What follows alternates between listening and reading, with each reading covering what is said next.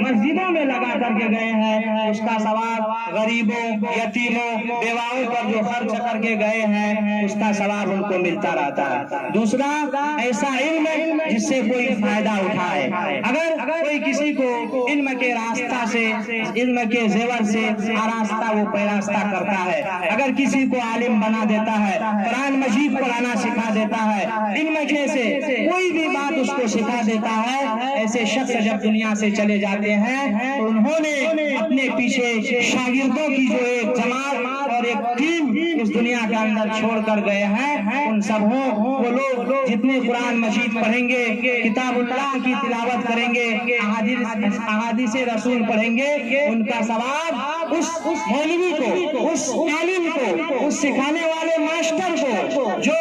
دنیا کے اندر اپنے پیچھے نیک اور صالح شاگرد کو چھوڑ کر گئے ہیں ان کو ملتا رہے گا اور کوئی کمی اس کے اندر نہیں آئے گی۔ تیسری ہے نیک اولاد جو اپنے والدین کے لیے دعائے خیر کرے۔ اولاد جب نیک ہو تو وہ اپنے والدین کے لیے دعا کرتی ہے۔ حاضرین، اگر کوئی شخص دنیا سے چلا جاتا ہے، میراث، مال و دولت، گھر بار، جائیداد اگر وہ چھوڑ کر کے نہیں جاتا ہے تو ان کی اولاد چند لمحہ کے لیے، کچھ دن کے لیے روئے گی، پچھتائے گی اور غریبی سے دوچار ہوگی، لیکن جب اس کو تعلیم اور تربیت سے کوسوں دور رکھا جائے، اس کو جاہل اور نادان بنا کر کے والدین دنیا سے چلے جائے تو وہ اولاد پوری زندگی روئے گی اور مرنے کے بعد بھی ناکام و نامراد رہے گی۔ ہم اس حاضرین میں سے تمام لوگوں سے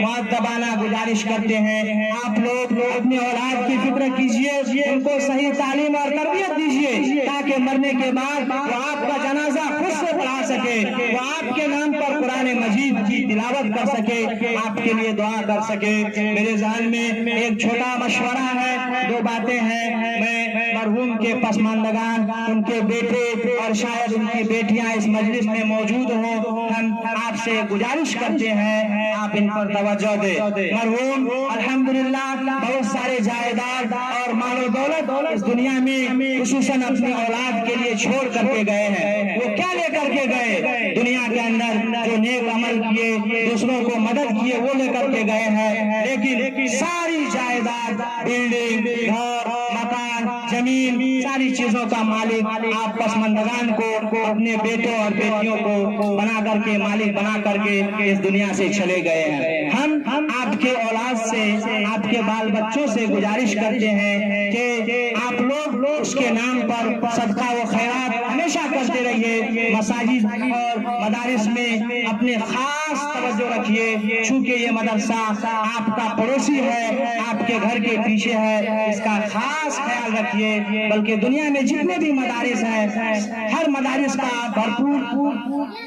ہر مدارس کے پیچھے آپ بھرپور تعاون کیجئے، ان کو دیجئے، لیکن یہ مدرسہ آپ کا پڑوسی ہے، اس پر آپ کی خاص نگاہ اور توجہ ہونی چاہیے۔ میری ایک رائے ہے، ایک مشورہ ہے، مدرسہ اعظم میں مین گیٹ کے نام سے کوئی گیٹ نہیں ہے، آپ چاہے تو مرحوم کی جائیداد میں سے، ان کی دولت میں سے آپ ایک مین گیٹ قائم کر دیجئے، اس گیٹ کے اوپر مرحوم کا نام لکھا جائے گا،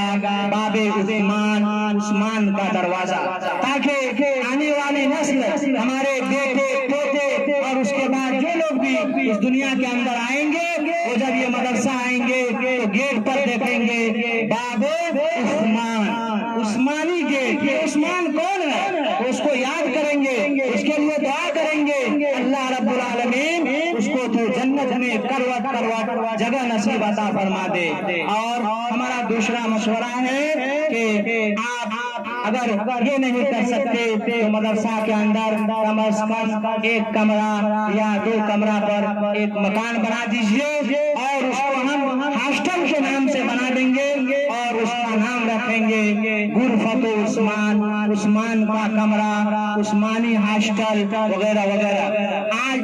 ہم یہاں ہیں، کل ہم یہاں رہیں گے یا نہیں رہیں گے کسی کو نہیں معلوم، آپ بھی اس جگہ ہیں، کل رہیں گے یا نہیں رہیں گے کسی کو نہیں معلوم۔ یہ ایک ایسی جگہ ہے کہ لوگ آئیں گے، ہزاروں لوگ آئے اور اور چلے گئے، ہم بھی آئے چلے گئے، آپ بھی آئے چلے جائیں گے، لیکن یہ مدرسہ اللہ چاہے گا یہ دین کا قلعہ ہے، یہ اسلام کا قلعہ ہے۔ لاکھوں اور کروڑوں دشمنان اسلام حسد کریں گے اور ظلم کریں گے اس مدرسہ کے اوپر، لیکن اس مدرسہ کی ایک اینٹ کو بھی برباد نہیں کر سکتے ہیں۔ معزز حاضرین، یہ مدرسہ یوں ہی رہے گا اور ہمیشہ تک رہے گا۔ اس مدرسے کے اندر جب مرحوم کے نام سے کوئی کمرہ بن جائے گا تو جتنے بھی علم دین حاصل کرنے کے لیے کوشا گلی گلی اور چپا چپا سے ہمارے ہندوستان اور نیپال کے سرحدی علاقے سے بچے آئیں گے اور دیکھیں گے یہ غرفت عثمان، یہ عثمانی ہاسٹل ہے، یہ عثمان کون تھے، تو آپ کے والد محترم کو یاد کیا جائے گا۔ یہ میرا ایک مشورہ تھا، میری ذہن میں ایک بات تھی، میں نے آپ کے سامنے رکھا، امید کہ آپ اس پر عمل کریں گے۔ انہی چند کلمات کے غیر مربوط کلمات کے ساتھ میں اپنی باتوں کو ختم کر رہا ہوں۔ اللہ تبارک و تعالیٰ سے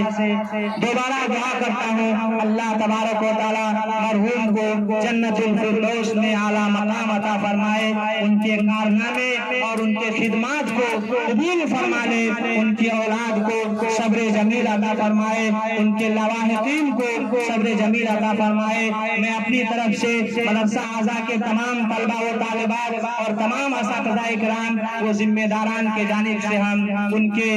عقیدت میں خراج تعزیت نامہ پیش کرتے ہیں۔ اللہ تبارک و تعالیٰ ان کو جنت میں اعلیٰ مقام نصیب عطا فرمائے۔ اب